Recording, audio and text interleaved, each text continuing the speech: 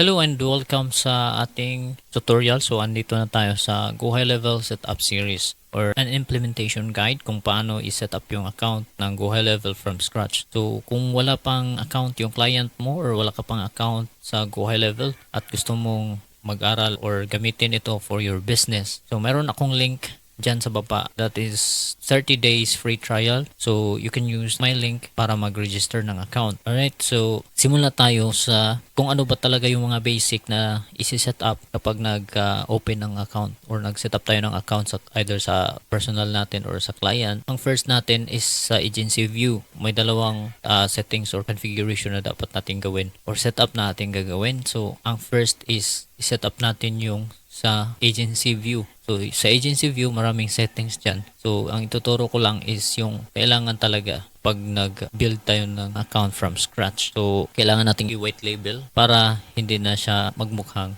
Go High Level. First is kailangan nating i-set up yung agency logo and color scheme. Para magawa natin yan, punta tayo sa app.gohighlevel.com at mag-login ka ng account. Ang bubungad sa'yo is ganito. Maraming settings dito. Ang account na ito ay nasa 297 na plan. Unlimited ito mag-create ng account or sub-accounts. First, ang gagawin natin is punta tayo sa settings. And then dito sa company, ilagay natin ang company name, ang email address, ang company phone, company website, tayong mga category ng or ang niche ng ang inyong business. Then after that, dito yung address. So lahat ng mga importanteng details ay ilagay mo dyan. After that, so pupunta na tayo sa white labeling. I-upload natin yung logo. So yung logo, pagka-upload dyan, ang logo dito sa taas. Ito na yung logo ng company or yung agency. Okay? After that is ang domain. Kung saan ba mag-login na hindi makikita yung gohighlevel.com. Ang gagawin mo is mag-add ka ng sarili mong domain.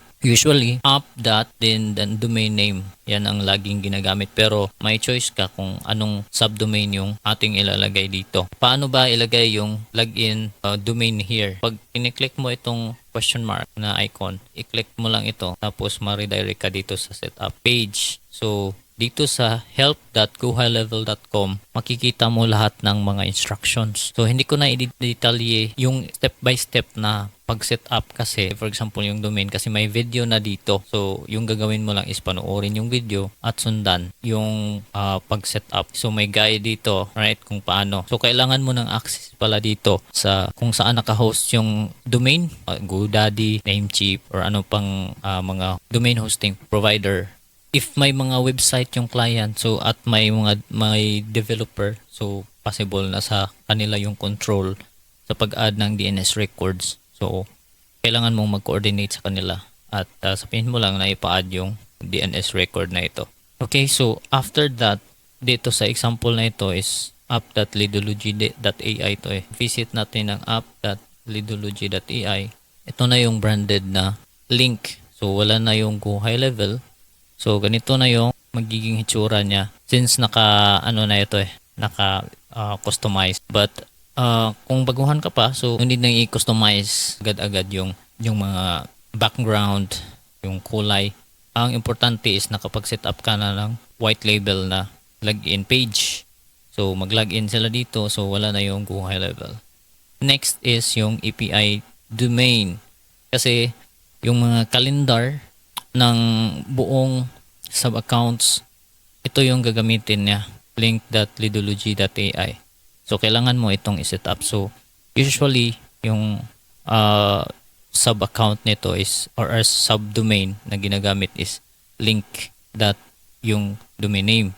So, usually, ganyan. Pero, nasayo yan kung ano yung subdomain na gagamitin mo. Okay, so, yung pag-set up, dito lang din. Tapos, i-click mo. Mag-redirect kayo dito sa help. Susundan nyo lang yung setup. Same lang talaga ito. So, kailangan nyo lang mag-add ng another DNS record. So, kailangan mo ng access doon sa domain name. Kung pupunta tayo sa mga sub-accounts, pagka-click mo ng share, so as you can see here, so yung ginagamit na is link.lidology.ai. So, kailangan mong i-set up yan. Otherwise, yung makalagay dito is yung domain ng Go High Level na default. Kailangan mo yung palitan para maging completely white labeled yung account. Yung fob icon is kailangan mo yan ng ilagay sa JavaScript.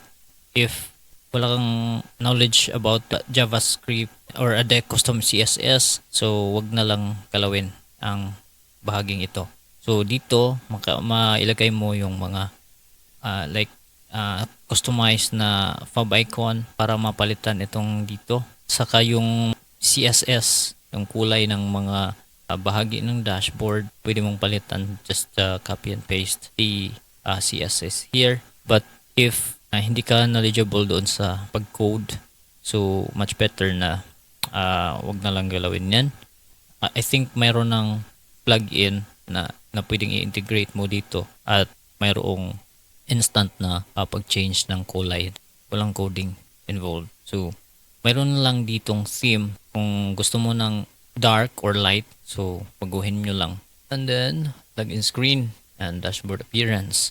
I think na-discuss na natin kasi yung dashboard appearance, dito yan gagawin sa CSS. Set agency name and support contact info.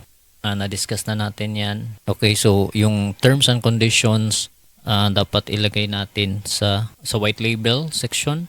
And then here, kailangan mong palitan yung privacy policy, yung terms and conditions here, para pagka punta mo dito sa login page, dito is na customize na rin to. Right? So, importante yan. Okay, so SMTP and email delivery setup. Isa sa mga importanteng kailangan nating i-set up is itong email configuration. So, pwede kayong gagamit ng mga SMTP, pero ang usual na ginagamit is Mailgun or yung lead connector, which is Mailgun pa rin pero yung go high level na yung nagko-control nun at less hassle na yun. So, yun ang magandang option para walang sakit sa ulo. Punta ka dito sa email services, i-click mo itong dedicated domain and IP. So, in this case is mayroon ng naka-set up. If bago pa, so just add domain at dito mo i-add yung bagong domain na i-create mo. So, usually mail or lc dot yung domain. Dapat subdomain ito para hindi mag-interfere doon sa kung mayroon mang email ang client, may email address yung client sa main domain. So, dapat naka-subdomain yung gagamitin dito. Mayroon ding tutorial ito. So, ganito yung kanyang itsura na mga DNS records na kailangan mo i-add doon sa domain hosting or sa DNS records ng domain name. Lagi mong tandaan, pag may mga gagawin ka na configuration, puntahan mo lang talaga dito sa support portal. Nandito lahat yan.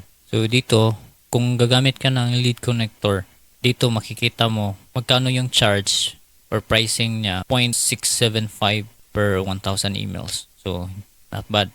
Kaya preferable ang LC. Okay, ito yung setup.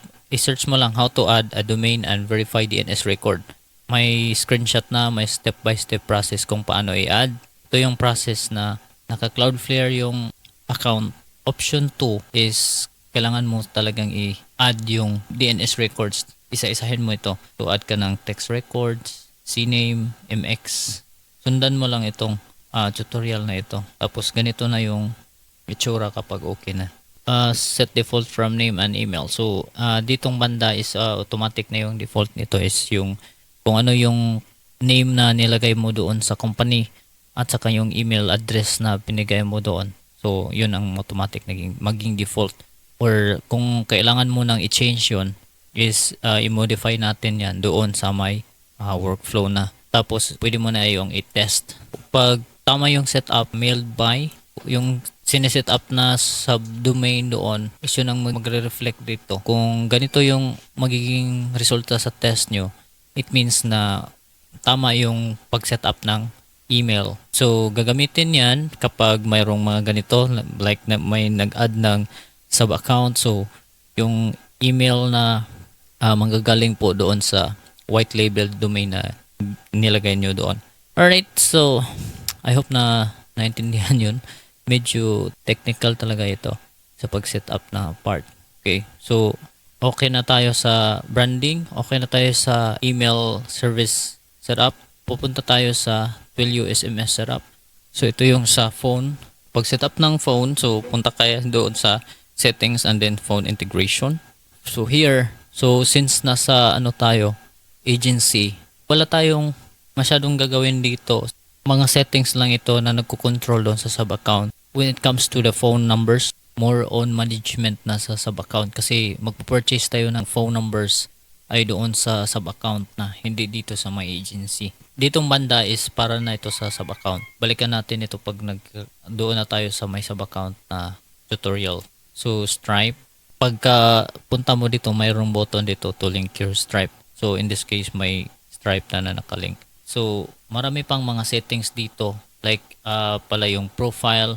So dito sa profile, so you can upload your image. So dito sa themes, dito mo ma-add yung mga user sa account o sa sub-account, or admin sa sub-account or admin sa agency. So dito makikita lahat ng user. So ito may settings dito, i-click mo yan. So dito sa rules and permissions, dito makikita anong sub-accounts lang ang meron silang access, anong role nila, sila ba ay user or admin sa sub-account, or pwede rin mag-set ka dito ng admin sa agency. Depende kung anong klaseng user ang i-add mo, para lang ba sa particular sub-account or para sa agency. So nakaka-access sila sa agency view.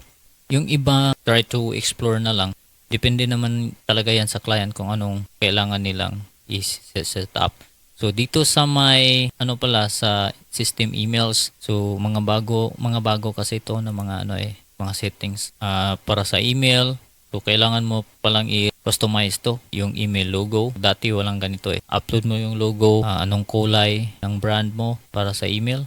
Dito yung welcome email template, pwede mo nang baguhin yan. Kailangan mo mag-create ng sub-account kung saan doon ka mag-change ng template, kasi gagawa ka ng email template doon sa sub-account. Ito workflow na premium is depende na yan kung gagamit sila sa mga premium, mga workflow. So may bayad yan pag magagamit sila ng mga premium na workflows. Alright, so dito kung mayroon kang ilalagay na mga additional na links dito sa left side bar, so dito mo yan gagawin. So mag-add ka lang ng new at ipipiliin mo kung saan mo i-display yan, saan account mo i-display, specific sub-account lang ba or sa buong agency. So, say for example, this one, H Pro Tools. Mayroon ditong H Pro Tools. Itong mga API keys, mayroon tayong Zapier. Magagamit yan, mga API keys na yan. Dito yun makokontrol. So, may control ka over sa mga API keys sa mga sub-accounts. Yeah, just explore the other settings. Okay, next nating pag-usapan is yung snapshot, creation and management.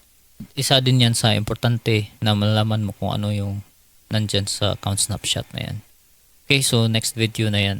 So salamat sa panonood.